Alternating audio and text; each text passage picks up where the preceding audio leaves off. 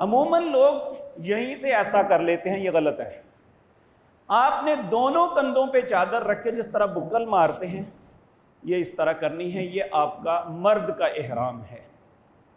اس کے نیچے under where نہیں پہننا، الا کہ کسی کو مجبوری ہے کہ بعض لوگ انہیں بواسیر کی تکلیف ہوتی ہے، خدا نخواستہ خون آتا ہے یا پیشاب کے قطرے جاری رہتے ہیں، تو وہ ایسا مجبوری کی حالت میں وہ انڈر ویئر پہن سکتا ہے، وگرنہ نہیں۔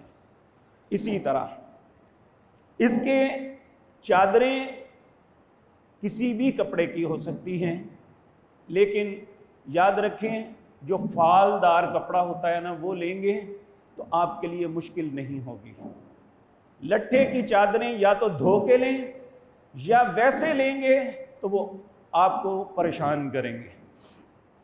یہ احرام ہے مردوں کا۔ اسی طرح خواتین کے لیے ان کا اپنا لباس ہی ان کا احرام ہے، لیکن میری بہنیں یاد رکھیں کہ ہمارا لباس ہمارا سطر نہیں ڈھانپتا، اس لیے خواتین کو چاہیے کہ وہ اپنے لباس کے اوپر عبایا پہنیں۔ عبایا پہننے سے سطر ڈھانپا جاتا ہے، شلوار قمیض دوپٹے سے سطر نہیں ڈھانپا جاتا کہ آپ لوگوں میں چلے پھریں۔ اور اسی طرح آپ نے اوپر سکارف لینا ہے۔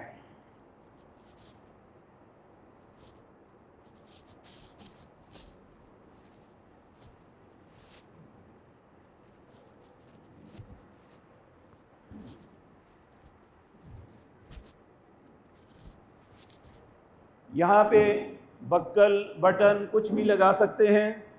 جب آپ مردوں کے قریب جائیں تو آپ نے گھونگھٹ کر لینا ہے، کہ سیدہ عائشہ صدیقہ رضی اللہ تعالیٰ عنہ کہتی ہیں جب ہم مردوں کے پاس جاتے تو اس وقت کر لیتے۔ یہ آپ دیکھیں یہاں بھی انہوں نے احرام، اس کی صحیح صورت یہ ہے وہ نہیں۔ اسی طرح خواتین کا یہ احرام یہ آپ کو نظر آ رہا ہوگا، یہ طریقہ کار ہے احرام باندھنے کا۔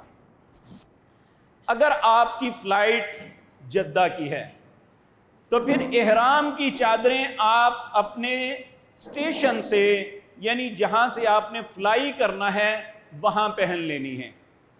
لیکن ابھی آپ نے لباس تبدیل کیا ہے، آپ کا احرام کی شرائط ابھی شروع نہیں ہوئی۔ یہ کب شروع ہونی ہے؟